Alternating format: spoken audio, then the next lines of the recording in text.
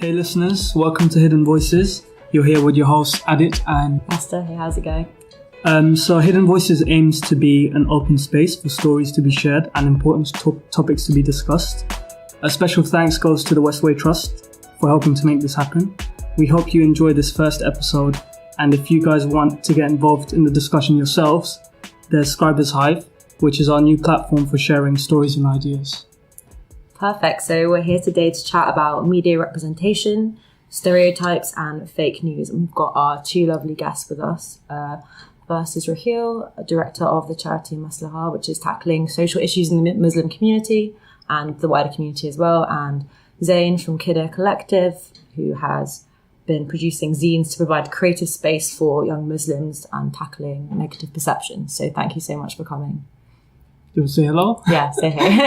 Hello, it's nice to be here. Perfect. Okay, cool. So a few weeks ago, a foster child made the news after reports that she was upset after being placed with a family who spoke Arabic, wouldn't cook bacon, and who allegedly wore a face veil. Reports basically promoted a Muslim versus European narrative on the story, and the Daily Mail is now being investigated for posting a fake photo of a woman with a face veil to illustrate their report. Clearly, this has been playing on stereotypes and embellishing them with fake news, fake photos. So I'm going to start by asking you guys, as journalists and media producers, how can we hold these publications to higher standards? Do we do it by doing what you guys do, broader education, producing zines, or should we be talking more about these conventional types of media and holding them to account better? So I'll start with Raheel. I think we probably need to hold them to account in a number of different ways. I think there's something about the community response. So how do young people, the communities that are affected by these stories, how do they respond? Do they have the skills and the structure to be able to do that? And then I think there's also an element of like going through whatever the kind of traditional democratic process might be. So, whether it's making complaints to the Press Complaints Commission, and also like bringing on board other organisations, mainstream organisations, and you should be covering this story. Here's a community response to this, and it's far more perhaps creative than just saying the Daily Mail's written another bad story. And I guess like what's the kind of long-term thing to challenge those stories, as well as that kind of immediate response. Zain, what would your initial thoughts be? I'd agree with a lot of what Raheel has said. I think there is, of course, space to challenge these narratives by kind of mainstream press, but yeah, I think I'd agree in the sense that it's not just about highlighting that the Daily Mail produced another sensationalized or exceptionalized one piece of particular news and kind of built on this clash of civilization, Samuel Huntington kind of idea that's been going for a while that a lot of people are making salaries from. But I don't want to get in that tangent, but no, it's a long one. It's a long one. Historical. But yeah, I agree in the sense that, it's about for me, it's about providing the skills to people who are directly psychologically impacted. And I say psychologically because it is that deep, because when you're just hit by these stories again and again and again, you don't really feel the necessary psychological impact, but it's about how you value yourself. And I think eventually what happens is these communities are already considered valueless because they're most likely immigrants or people of colour, but at the same time, and working class, but at the same time, these constant stories and this barrage of media comes out. So it's about, as Raheel said, how do you creatively respond rather than just saying, Daily Mail or The Sun produces bad piece of news, because that's just that they will produce bad news. We should hold them to account. But how do we respond in a creative way? One thing I've noticed as in growing up and seeing these sort of, mainstream headlines targeting different communities, as far as I see, things have gotten a little bit better, especially with this news story. They've gotten a lot of backlash from it and a lot of media have picked it up. Whereas back in the day, no one would have even thought about it, as far as from my perspective. But growing up, I'm seeing now our generation, being more creatively involved in tackling these things and going against the norm. So, like you, perfect example, like producing Khidr Collective. So that's going completely against, the news stories are out there. So I think it's moving in that direction, and the more time we give it, the better it will get. What about you guys? What do you think, Raheel? I don't know. I'm going to be slightly negative there. I'm feeling negative too. Yeah. I agree with Zain's point about the kind of psychological impact. Yeah. I feel like there's a generation of young people growing up right now who are only seeing themselves in a particular way that's very different from the way, when I was growing up. And I don't think we're necessarily even going to see the effects of that for like another 5-10 years. And personally, I feel like we're already seeing the effects of it. Right. Like in the case of even what, I struggled to mention last week. I feel like even the media play a big role in that. Yeah. So. I think that's the prospect of the concept of terrorism, though, is about creating fear. And creating fear is spreading misinformation, right? But I think we're hitting a good point in terms of young people and how they respond to these issues and how they're psychologically affected by them. Because their responses, everyone has a response now. Everyone has the ability to produce their own response and have that response kind of replicated in so many different platforms. But I wanted to ask Raheel, actually, because you're someone who's obviously working in education or working with young people, do you think it's actually positive that people are able to do that? Do you think it can make a difference? Or do you think actually young people, by selecting who they're following, are able to just kind of create their own echo chamber for these things, and they aren't actually really seeing the responses, the bigger picture, and the bigger picture for? Yeah, I mean, I think sometimes there's also a kind of like a real focus on the now and the kind of sort of a kind of forgetting, a kind of amnesia of actually some of the activists that have gone, not so that long ago before us, like in the 70s and 80s, fighting racism, going, further back as well. And it's how do you adapt those stories, those struggles to mean something today? I think about Black History Month in schools, and I think, it's probably taught in a really kind of bland, safe way, and actually sort of trying to unpack the kind of real difficulties and the kind of controversial aspects, of those struggles, doesn't get taught. I definitely think school was a few years ago now, but in my memory, something like Black History Month, it feels clinical and it feels bland, because it feels like someone is paying lip service to diversity rather than actually unpacking, as you said, and really interrogating diversity as a prospect for our society. And also kind of looking back at, what's the cultural heritage of some of the young people, and what are the struggles going back. I think of people like, there are people like Al-Afghani, who was like this kind of seen as a revolutionary figure. He was like going across lots of different countries, trying to unite different protest movements. But, that doesn't get taught in school, I think. I think it's also tricky because I'm a student right now, and for students, there's always a tendency to kind of err towards this. Let's unpack these kind of bland packages that you're given at school, and let's try and really say, hold on a second, why do we have Black History Month? We have Black History Month because of a heritage of racism and colonialism that packs the history of Black people and people of colour into a month rather than it just being integrated into our curriculum. Mm-hmm. What does that mean? Let's talk about that instead. Yeah. But I guess my question to both of you guys would then be, is there a way to produce like some kind of continuity in these things then? Okay, transfer from Black History Month to let's talk about why we have Black History Month. Let's broaden the conversation. I don't know.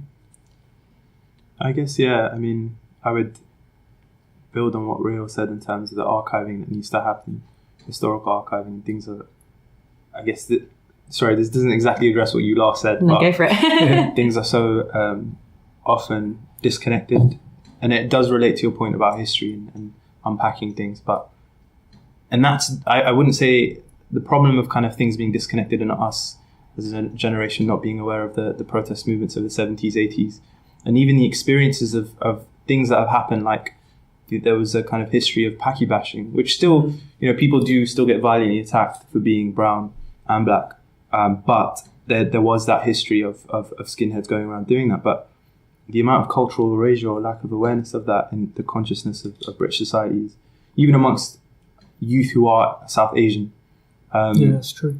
It seems like it's been almost wiped over, isn't it? People have just forgotten about it. Sure, exactly. And I think bringing that back to schools, I think that's the intention of perhaps schooling. It's to make us forget these things. Even the idea of, was it Gove wanted to get rid of Mary Seacole, who was this West Indian woman who travelled to the Crimean War and was treating soldiers. And she was like, we always talk about Florence Nightingale, we should also talk about Mary Seacole. Yeah. But that is erasure, and I think there is an intention behind that, and that's to disconnect us to this idea of wider history and idea of connectedness. Yeah.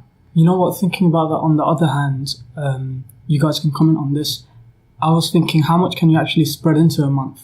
How many hundreds of years of Black history or whatever history can you spread into a month, or one page of an article, or one book? So isn't that the sort of problem, per se? I mean, we've got this project at the moment where we're looking to make a whole school change. So basically connecting schools to their communities, and the heritage of those communities being reflected at every level of the school and in the curriculum. So you're right, it shouldn't be in a month. It should be in geography, English, history, science. But what, teachers, don't necessarily have those resources or have the training, when they're being trained up as teachers. So it almost relies on people on the outside of the system to kind of come in and to be able to, I guess initially provide that link to the community. So we met some amazing mums who have like immense knowledge that haven't felt that they could give that knowledge in a school environment. And we created a project that enabled them to do that. But you think, that's interesting. Why would you not? There's this knowledge there. There's amazing knowledge.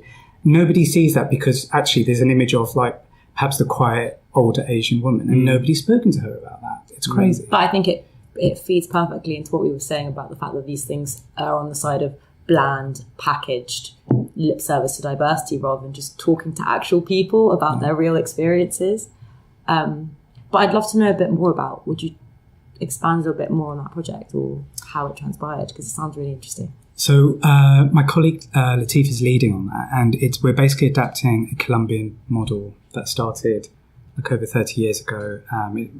It raised the attainment level of schools in rural Colombia.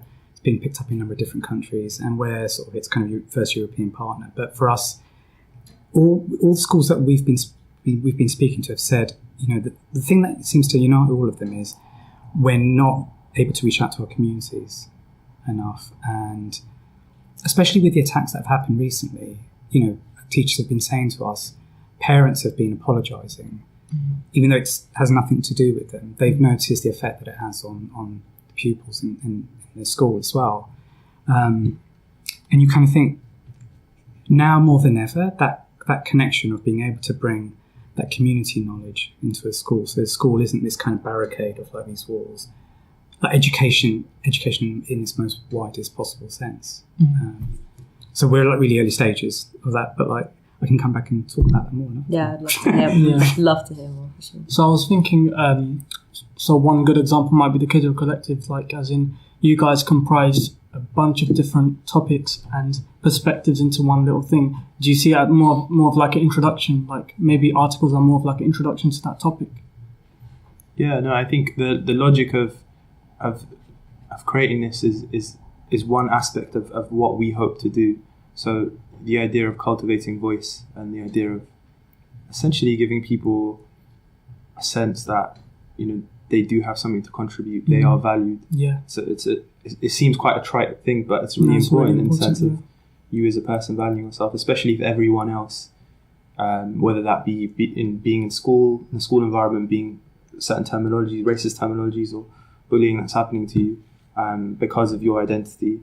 And this is, I guess, trying to address that in the sense of cultivating voice and giving you a sense of power. So, yeah, I think hopefully we're going to broaden this out and allow a system where if you're an established writer, you mentor someone who's a lot younger, who's 16, 17.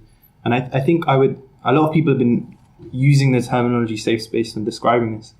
And although I do agree somewhat with the politics of safe space in some senses, I think for us it's also about engaging with the wider world. So it's about tooling people up and skill sharing within our communities, and that's the ethos, but also facing the world and the idea of because unfortunately you have to face the world. So it's about how can we best prepare our communities in terms of infrastructure, in terms of resource, in terms of skills.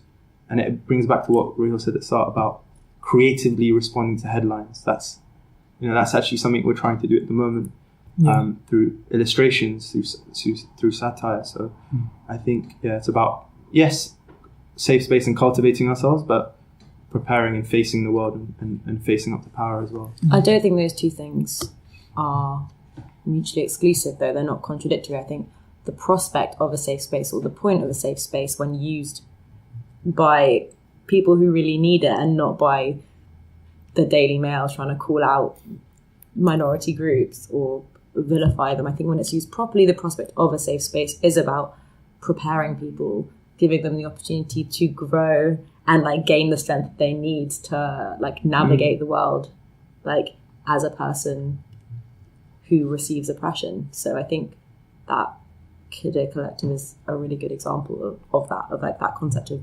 preparation. But how did you guys go about sourcing the artwork and finding the artists for this first zine? I'm kind of curious.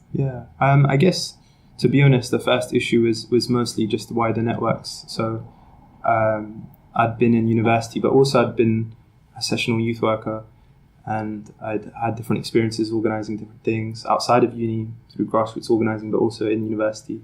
So it's a combination of accessing all those networks you kind of build up. So friends of friends who are illustrators, and even people you don't know that illustrate. I'd ask people and be like, oh yeah, I illustrate on the side.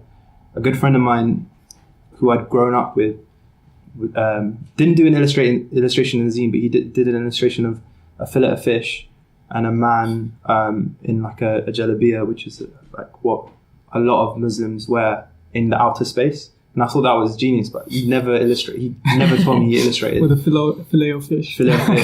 So obviously that's a really important thing to Muslims. Not really, it's but culturally, I've heard people call it the sixth pillar. Maybe that's too far. Sixth pillar of McDonald's. Sixth pillar of McDonald's. I don't want to be blasphemous. But yeah, so I've gone off on a tangent, but it was mostly just our network. So sourcing people that we knew. And a lot of them, some of them were like 17, 18-year-old writers that I'd come to know through poetry circles. And then some of them were more established, kind of 24-year-old, 23-year-old, my age. Sort of like writers. working together, isn't it, to build this? But I think it's really, really good at like providing confidence, I guess, for especially younger generation. But, nowadays we see like a lot of news that's very, very graphic and very, very violent. Well, we live in this age, I guess, but 24-hour cycle, isn't it? So exactly. Kind of yeah. Do you guys think that has a not just an impact, but like a serious impact on what, the growing up process of kids nowadays? Yeah, definitely. I mean, it's for all young people. But it's just how kind of news it travels so fast that almost geography doesn't matter anymore. It's exactly information age, isn't it? Yeah, and I think that thing of like how do you skill up young people to be able to kind of critique some of the messages they see, and then which is what I really like about what the Khidr Collective is doing, and like have that voice on your own terms. There's this Paulo Freire, who wrote Pedagogy of the Oppressed, talks about that young people perceive that their right to have their own word has been taken away from them, and one of the most important struggles for them is to like win that back.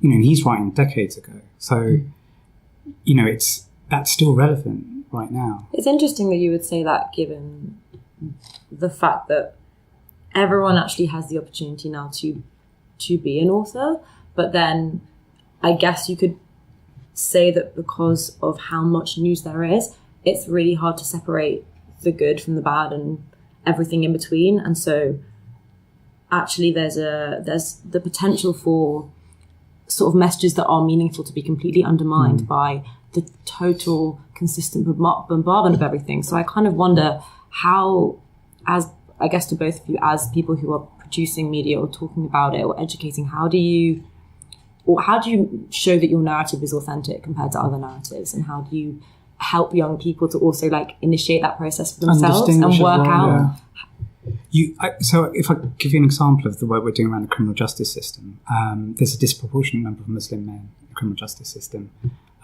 It's something like 13.4% in prison. If you read all of the newspaper articles, it sounds like they're all there for terrorism, but only 1% of that population is there convicted on terrorism charges. We did a project where we recreated a painting in the National Gallery called The Experiment with a group of young men who'd been in prison. We did something similar with a group of guys in Leicester.